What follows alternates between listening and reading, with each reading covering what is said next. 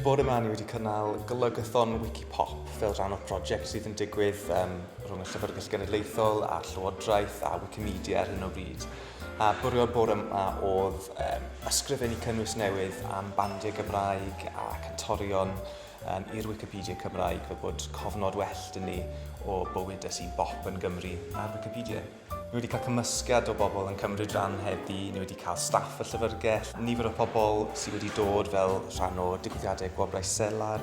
Nath Hugh Stevens ychwanegu gwybodaeth i Llyfrgell Genedlaethol yn dweud bod wedi ennill Gwobrau'r Selar 2017.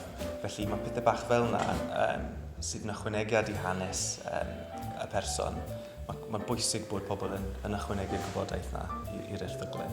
Mae'r prosiect yma yn parhau tan diwedd mis Mawrth, ond wrth gwrs ni'n gobeithio bydd pobl yn parhau i cyfrannu tu hwnt i hwnna. A pwrpas digwyddiadau fel heddi yw rhoi hyder i bobl i mynd ati parhau i golygu Wicipedia.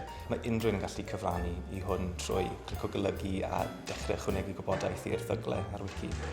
Yn ystod y digwyddiad heddi, ni wedi creu dros 10 o erthyglau newydd a ni wedi gwella dros 20 o erthyglau sy'n bodoli'n barod.